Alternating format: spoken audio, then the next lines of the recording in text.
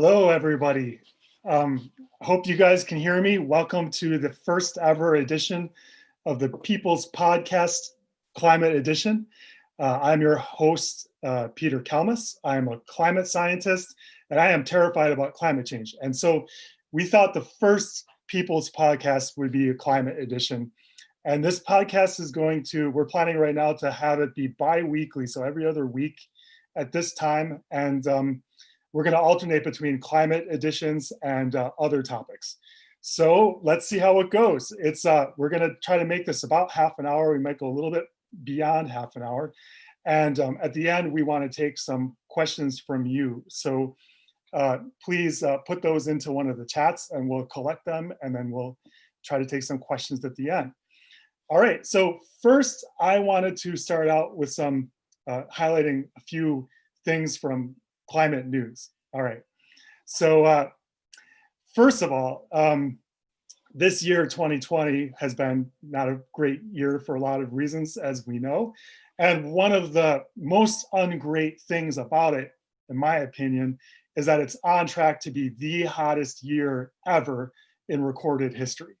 So according to NASA temperature data sets, basically the rest of December would have to be remarkably cool globally in order for 2020 not to be the hottest year on record. It's all of the temperature records for me are starting to feel a little bit pointless, because when you're on a trend, when things are just going up every single year, of course, more often than not, every year is going to be the hottest year on record. There's variability in the climate system. So you have energy sloshing between the atmosphere and the ocean mostly. And so some years you might have atmospheric temperatures, near surface temperatures, that are somewhat less hot than the previous year, even though overall the energy is pouring in. We have this energy imbalance where more energy is pouring in than going out.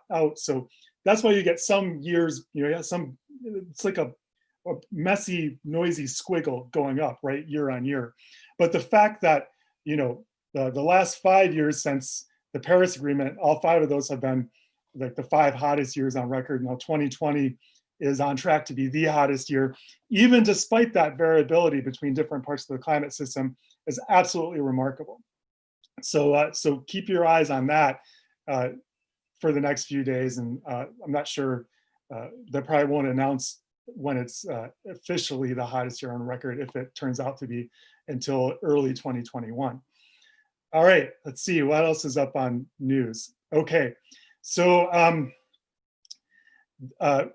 there are some actions happening, interesting things happening in terms of activism.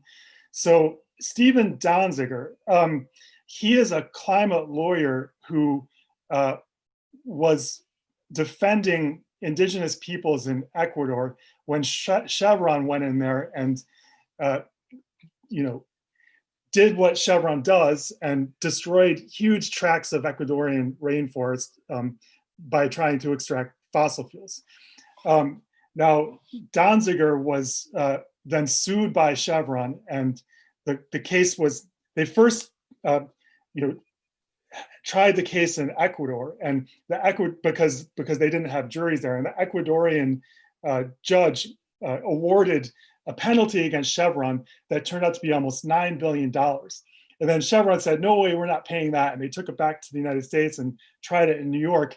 And the end result is that Donziger, the lawyer, has been under house arrest for 498 days. So on Friday, it will be his 500th day of house arrest. Chevron decided to totally smear this guy. And to me, as a climate activist, this is terrifying, right? So we have to make noise about this. Of course, it's not being talked about in the mainstream media. So I wanted to raise attention to this. I did a tweet earlier. I tweet at Climate Human, so you can read a couple of the articles about this. And there's an action in New York City. So he lives in New York. It's Friday at noon in New York City, and it's I think it's 104th Street. It's on the west side. So look that up if you live in Manhattan or nearby, and you can go check that out and participate in the action. So we should really be making a lot of noise about this. Climate heroes shouldn't be persecuted by fossil fuel industry, and the legal system shouldn't be running interference for them, right? Another bit of climate news. So the Line 3 pipeline in Minnesota, let's see. So I have a friend there, and he texted me an update on what's happening there. So I'll just read that to you guys. So Enbridge, the pipeline company, is basically blitzing construction right now all along the route in northern Minnesota after final permits were granted last month by the Democrat governor's PCA. Indigenous-led resistance is happening daily up north. GNU Collective and Honor the Earth, currently concentrated at one of the two locations that the pipeline will cross the Mississippi. 2 days ago, 21 water protectors were arrested trying to defend the location of a tree sit that lasted for 10 days. We need to continue to build our numbers up north, but people can also contribute by donating. So the link is linktr.ee/stopline3. And you can just Google Stop Line 3 and you'll come to the main website pretty easily. And organizing solidarity protests in their cities. We also want to get the Biden admin to oppose this, but ... And then the last bit of climate news I wanted to highlight is just something that hits close to my own heart, which is the death of iconic tree species here in California. So, so many of the old growth groves of the coast redwoods, the giant sequoias, and the Joshua trees burned up in the massive 2020 fires, where more than 4 million acres burned in California alone. And then there were fires in other Western states as well, which more than doubled the record for fire acres burned. The previous record was in 2018, which was a devastating fire year, the year that the town of Paradise was destroyed. And over 100 people, I think, if I remember correctly, lost their lives in that fire. So, you know, we're starting to see the fallout from all of the fires in California this fire season. And, you know, the giant sequoias, the old growth trees, they can grow up to 3,000 years old. So some of those trees have been standing for hundreds of years before the Buddha was on the earth, 1,000 years before Jesus was on the earth. And they've survived hundreds and hundreds and hundreds of forest fires, right? And now with climate, you know, bark beetles are starting to get under the bark, and they've been experiencing changes in precipitation and droughts, and then these supercharged climate wildfires. So there was a great article in the New York Times about this a few days ago, which I recommend you reading. And one of the fire ecologists said something to the effect of, these are impacts that we hadn't expected to see for another 50 years. All right, and that's my experience as a climate scientist too, is that this stuff is just happening faster than I thought it was possible for it to happen. I'm constantly revising my own sort of timelines on climate and ecological breakdown. All right, so that's the climate news for this edition of the People's Podcast. And now I want to introduce a guest. So very happy to welcome to the podcast Anne-Marie Carlton. She is a professor at UC Irvine. She studies the atmospheric chemistry of air quality and climate change. Her primary topics of study involve how organic gases emitted from plants and trees become particles in the atmosphere. She holds BS and MS degrees in bioenvironmental engineering and a PhD in environmental science, all from Rutgers University in New Jersey. Welcome to the show, Anne-Marie, and thanks for being our first guest. Thank you so much for having me. Yeah, I thought it would be cool to have another climate scientist on the show, so we could kind of sort of set the stage and, you know, just kind of explain how important it is to be speaking out about this stuff, how urgent it really is, and kind of our fears of you know, where things are going in terms of collective action here in the United States, which is largely political, right? We have a political system, which is what drives our collective action. So why don't we start? Why don't you take a few minutes to just introduce yourself and kind of let us know how you came to be here on this podcast with me. Okay. I've been a professor for about 10 years. Prior to coming to UC Irvine, I was at Rutgers. I'm so totally and completely from New Jersey. And before I became a professor, I worked for 10 years for the US Environmental Protection Agency. In the summertime, when you hear it's an air quality alert day or an ozone alert day, I used to work in the Office of Research and Development as a model developer for that model. And before that, I worked as an inspector going to industrial facilities all throughout New York, New Jersey, Puerto Rico, and the Virgin Islands. Peter, when you were talking earlier about these trees, that have died, they've survived all of these things, but the climate system is so different, and models didn't predict that. It's the same thing this past summer. There was sustained triple digits above the Arctic Circle for a long, for a sustained period. And none of the climate models predicted that would happen for another 80 years. And, I used to worry about climate change in a more abstract way, but it becomes more visceral. I have children, and I want something to be done about this on a timescale relevant for the people I love and care about. And so that demands action now.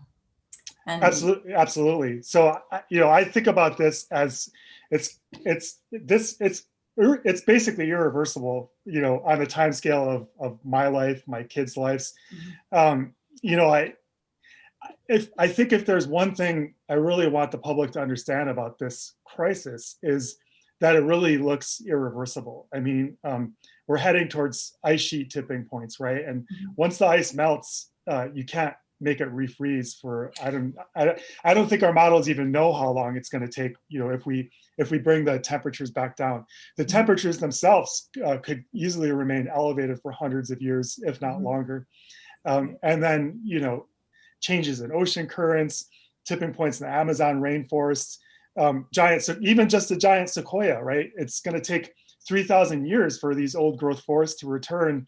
That's assuming that the climate returns to a point that's conducive for them to grow in terms of temperature, precipitation, and other environmental variables that they've evolved with, right?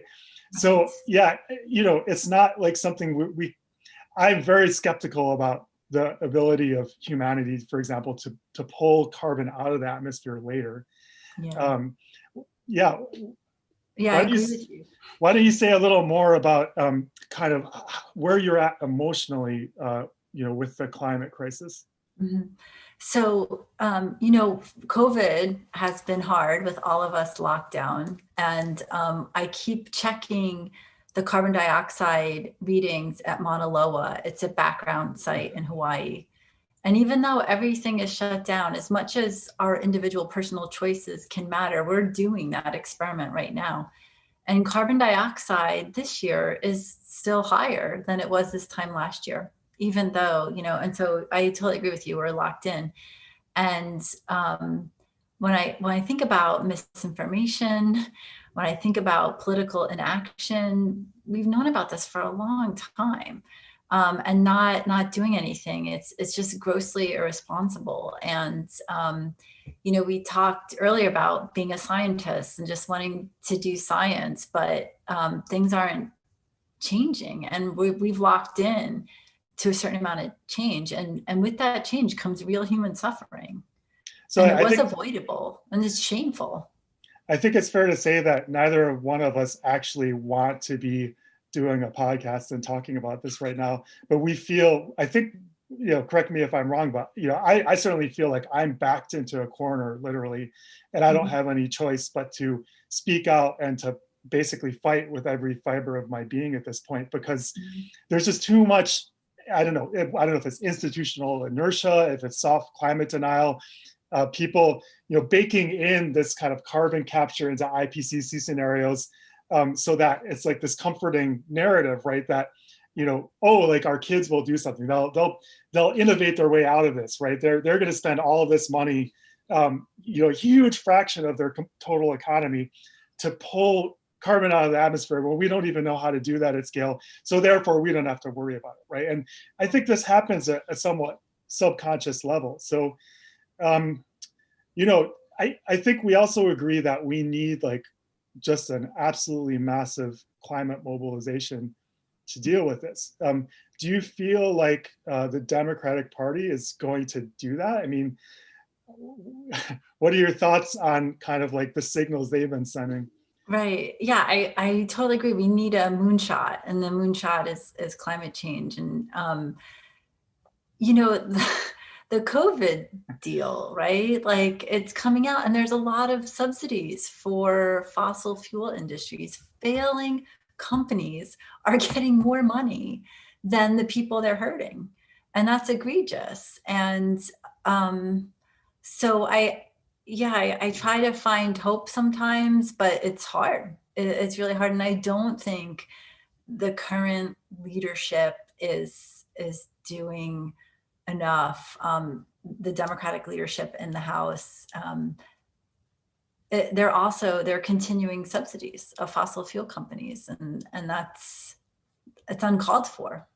That's what terrifies me is I just don't get the sense that like the establishment branch of the Democratic Party, so basically the entire party, understands the seriousness and the urgency and how fast things are changing, and how the scale of systems change that we need in the United States, and and how the United States has to become a leader to kind of like pull the rest of the world along. So this, let's talk about this goal of net zero by 2050, which is sort of baked into Biden's climate plan. What do you think about that goal? So I think I understand why they're saying that. 2050 does not seem soon enough for me.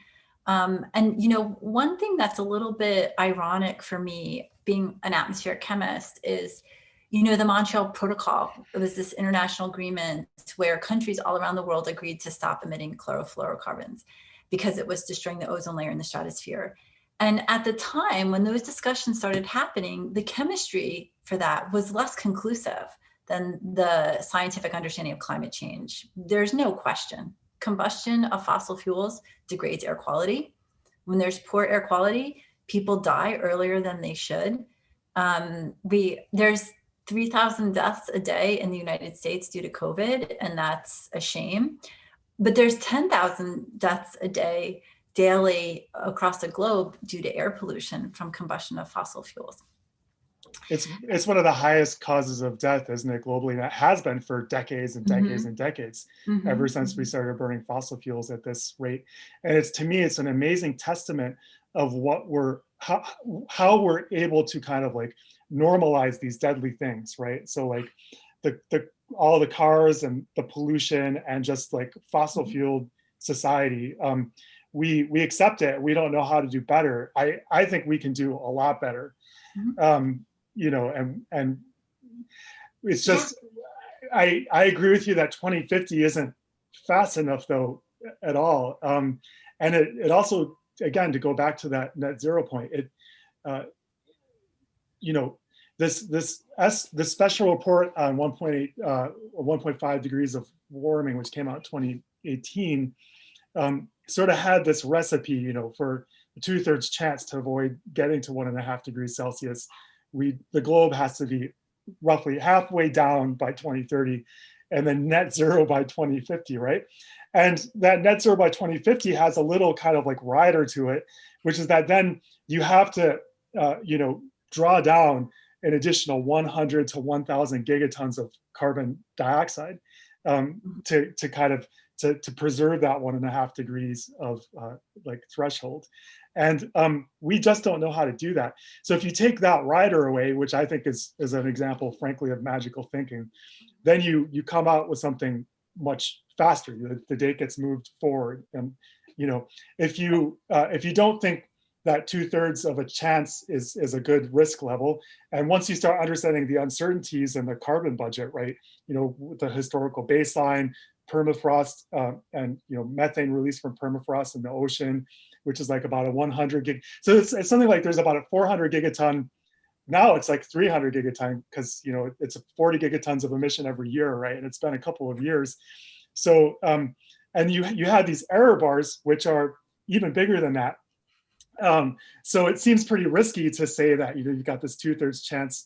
And then if you look at the United States, the rich nations of the world have caused roughly 90% of kind of total destruction to our climate system. And we have the emissions that we can actually cut, and we have the wealth and the technology and the resources to actually to calm down this emissions curve. So I would argue that the United States has to go for all those reasons, significantly faster than getting to zero by 2050. Forget about net zero. So yeah, I'm thinking that there was a big shift in culture over the last couple of years, even to get that level of goal, right? But I think there has to be another shift to move it even further forward. Yeah, I agree. The net zero seems like a tricky financial accounting system, and it seems like there's a lot of wiggle room in there for the accounting of being net zero. And, the environmental movement in the United States in the 1970s, the Clean Air Act, the Clean Water Act, neither one of those assume that we have this right to poison each other. So why do we accept that? Why companies have to stay in business? Their right to make a profit trumps your right to not breathe poison? I don't think so. Or to have a livable climate future, or for a giant sequoia to exist, right? I mean, that giant sequoia has no legal status. It's to me, that's unconscionable. I mean, that is a being. That tree is a 3,000-year-old being. I mean, it deserves to exist on this planet every bit as much as any human that's walking on the earth right now. Right. It can't move in response to environmental stress. And it doesn't have a voice. It needs a voice. We have to be its voice, right? The climate activists and the scientists and the movement.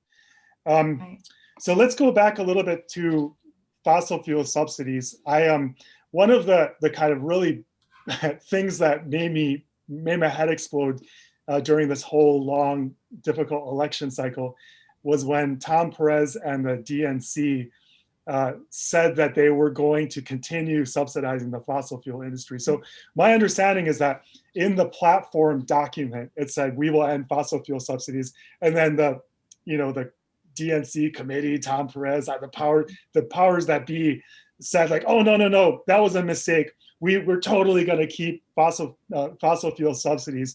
And to me, it's just such a no-brainer to end fossil fuel subsidies that this was in line with like not having any climate debate during the primary. It was in line with Nancy Pelosi saying green dream or whatever, right? And this is why. So when I say I'm terrified that the Democratic Party isn't taking this crisis seriously enough, I'm not saying that for no reason, right? I wish they would take it more seriously. I wish they were taking it as seriously as we are, and a lot of other scientists are. So yeah, can you speak to, remember when Ed Markey was getting primaried, for example? Yeah, we talked about that. And that was really made me mad. Nancy Pelosi had made it a thing. We are not going to endorse, we're not going to endorse someone else over an incumbent that's currently in the House. And then she did exactly that. And, Markey was, standing behind the Green New Deal, and then she endorsed Kennedy. And that felt like,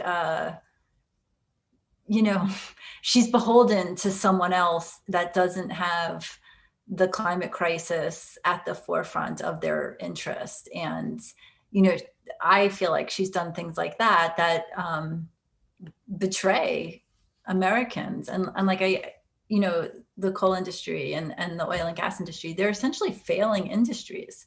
And, protectionism, like my father's a war veteran. And thinking about being patriotic in America, right? Like for me, growing up in the industrial Northeast, the United States was founded in large part, like every state has like 4 or 5 mill towns or Milfords. And it was like this new tech at the time, and like being into new science and not protecting old businesses, like, it was like the Patriots versus the Tories or something like that. And I see I kind of see there's just kind of one corporate party, and then the Democrats and Republicans differ slightly on social issues, but they're both trying to protect large industrial interests and primarily fossil fuels. It's not a mistake that when, the COVID relief bill had fossil fuel subsidies in it again, the Exxon stock started to tank and then started going back up. And that's not an accident. Yeah, I completely agree. And it's unclear to me how anyone can avoid the conclusion that these corporations have literally captured our politics with lobbying, with campaign contributions. So it's this one huge mass, right, that wants to preserve the status quo, that wants to keep capital accumulating, right? That wants to stop any climate action, right? Because we know that it couldn't be more obvious that the kind of climate action we need is to completely end the fossil fuel industry as absolutely as quickly as we can, right? Yeah. We have to stop allowing them to line their own pockets at the expense of the planet and our collective future, the irreversible expense of our planet and our collective future. And I'm sure that they have all kinds of, horrible ways of rationalizing, that it's not as bad as scientists are saying. Right. We're here to say it is as bad. It's worse. Like we could have devoted this whole interview to just going and saying like how bad it is, for this reason, and this reason, right? Which would be incredibly depressing. And that information is out there for anyone who wants to look at it. And the scientific papers keep coming out, that the evidence is mounting up, and that any politician that wants to protect the fossil fuel industry at this point is against having a livable Earth. There's just we've gone so far down this path of climate and ecological breakdown at this point that there's no middle ground anymore, in my opinion.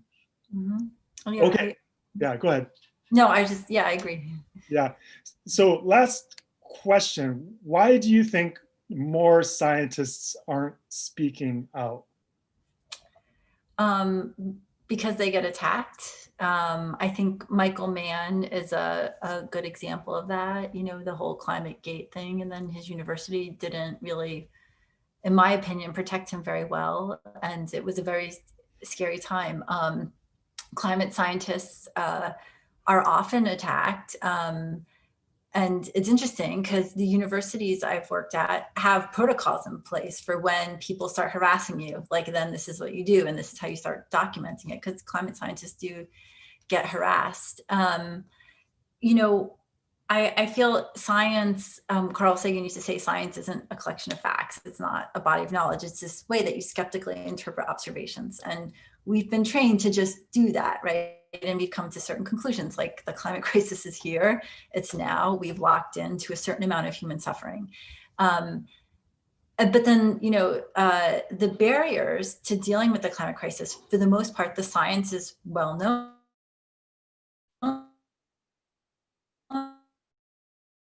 I feel like I'm an expert in that social or do the kind of science, like I have all this training in thermodynamics or radiation or whatever it is, but not in this social area. And so it feels a little bit out of our comfort zone. And there's been negative consequences to people who have kind of stuck their neck out. Yeah, so we need activists, and the people. We need to create more activists, and they need to rally around all the people, not just the scientists, but all the people, the lawyers, the scientists, the fellow activists, the artists, the few celebrities that might actually be willing to speak out. We have to rally around them and protect them. Society needs all of us. Yeah, and we have to stick with each other with solidarity, because I think it's going to get really a lot nastier than it is now as things heat up and as the industry gets targeted more and more for the evil planet destroying industry that it actually is, right?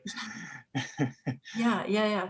When I was at Rutgers, Lamar Smith was head of the House Science and Technology Committee basically. And he launched this investigation into NSF grants. And it was completely random, but 9 of the 11 randomly selected grants were from NSFGO that had climate in the title. And one of my grants was I was one of the grants on that list, and it was scary. He wrote a letter to the NSF head, who wrote a letter to the president of my university, and I had to go in and explain myself. And luckily I'm from New Jersey. So I was like, this congressman is scared of me. I must be doing something right. And it was okay, but it was intimidating. I didn't have tenure yet, and it was really intimidating. I was scared. Absolutely. Well, Anne-Marie, what a pleasure to talk to you. Thank you so much for coming on the show. I think we're going to stick around because I think we're going to have a question or two. But first, I think, Sarah, do you want to make an announcement? Is that what I'm seeing in the chat? Okay, so she says no. I just want to say a little bit more about the action for Stephen Donziger. So marking the 500th day of his house arrest, it's Friday, 12 p.m. Of course, EST, it's in New York City, 245 West 104th Street in New York. So, show up there and make some support, some noise in support of Stephen and people who are willing to, fight against this fossil fuel industry. Okay, now let's do a couple of questions. We got one. What might be a good way for the climate and environmental scientists to push establishment leadership to actually change on a policy level? So great question. Anne-Marie, do you want to take it first? So, at the AGU meeting, were you at the AGU meeting where a bunch of scientists did a protest? Yeah. Yeah, so I was part of that. It was a few years ago, right? Yeah. Yeah, I was up there on the stairs. We put on lab coats and held signs, and a few prominent scientists like Kim Cobb and Michael Mann gave little speeches. Mm-hmm. Yep. Yeah, I was there. Mm-hmm. Yeah, that was kind of fun. That felt very exciting and very like a whole bunch of scientists subversive. I'd rather be doing science. Yeah. Right. We're so shy. It's really as a group, we're so incredibly shy. Yeah. Right. We're out there in the streets, but not making eye contact. Yeah, I mean, I think the people who disagree with us are lobbying their representatives and their senators. And I do think that we probably need to organize to lobby in maybe a more sophisticated or concerted way, because that's what the people who disagree with us are doing that. And they're kind of winning. Yeah, I agree. I don't think that we scientists are very well organized. And, sometimes some people say that, our voices aren't really that important, like it's more, I disagree. I think climate scientists' voices are incredibly important because the scientist looks at the scientists as a group to kind of gauge how frightened we seem, basically, and how much are we pushing for change. And if we seem happy and we seem like we're kind of like chill about everything, then the public, is kind of like, all right, well, then I'm going to, worry about other things because there's plenty of other things for me to worry about. Right. And right now, climate is only 4th on the list of issues that US voters care the most about. So I think we have to move it up because it affects all the other issues. I would say too that we can support the overall climate justice movement by, for example, I've been part of letters that have said, we support that the youth protesters are justified in their action because and what they're saying is exactly correct, and they're totally justified to be skipping school. That Extinction Rebellion activists are justified to be taking direct actions, right? The pipeline activists are justified to be taking these direct actions because literally everything is at stake, right? So we can make formal statements to that effect, and then we can just keep trying to do this kind of outreach, and trying to sound the alarm and kind of raise that urgency level a little bit. Right. Yeah, I did that too when the kids were protesting. I wrote excused absence letters and I was posting on my social media. I wrote them in English and Spanish, and I said, contact me and I'll send you this letter with your name filled in. But and I think maybe the first time we spoke ever or chatted was when Joe Biden said no climate scientist thinks Bernie Sanders' Oh, climate plan yeah. could work. And then it was like 80 of us signed it in a couple hours, right? Like saying, Yeah. I think it could work. I think this is something that we need. And Yeah. I sent you a message. I think that was the Yeah. first time. And That's right. so, Yeah, I remember that. Yeah. So yeah, I don't know. Maybe we could talk more offline about how we can actually get our colleagues organized. But it truly is like herding cats. It's not easy to organize a bunch of scientists. yeah. Okay. Second question. Well, what the last two questions are a little bit on the technical side, so try to go a little faster about kind of technology. So, will EV automobiles be helpful in improving our environment? To what extent? Does the generation of electricity still take up an inordinate amount of carbon energy? So, we're not necessarily experts in EVs and electrical generation, but do you have an opinion on those topics? Yeah, so from an air quality perspective, just for one, it's much easier to control the emissions from a single stack than it is from, the entire motor vehicle fleet. And then the emissions from a car are right in your breathing zone. I think you go bike riding and walking, and then the cars and buses are emitting that pollution right into your body. But with a smarter grid, you can, the battery in your car can store energy. If you have solar panels in your house, you get energy from a different fossil fuel source. And so, yeah, there still is energy demand, and the kind of carbon cleanliness of your particular charging will only be as clean as your grid is. But I still think it's a step in the right direction, very much so. Yeah.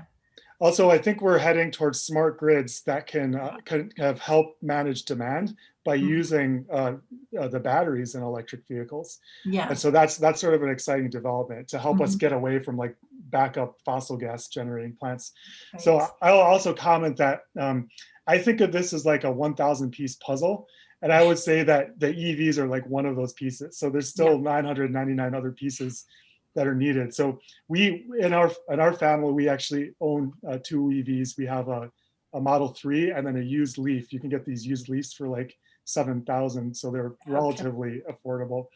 But when I picked up the Model 3, there was a fire in Malibu, and I had this distinct sense that this is not a really big climate solution. This is such a tiny drop in the bucket. I felt really bad about the embodied emissions for actually creating the vehicle. But that said, and we need fewer cars altogether. Like that's very, very clear to me.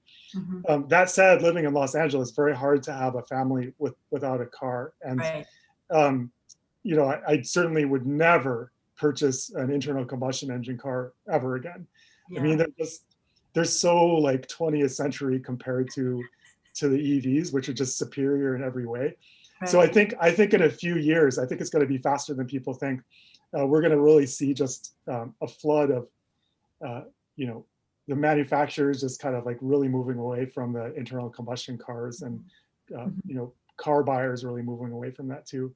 But unfortunately, it's just such a small puzzle piece. Yeah, it is. For the past decade, I've ridden my bike or walked to work. I haven't driven to work, and I planned like where I lived according to that. But I know that that's a privilege that I get to do. Yeah, you're right. It's a 1,000 piece puzzle. I think that's a good metaphor. Yeah, I did the same too. I specifically picked where I live based on proximity to work, and the bike commute, it's like one of the things I missed the most during the pandemic. I had to actually start running in the mornings because I was really starting to put on some pounds because of not having the bike commute. Yeah. Okay. Last question.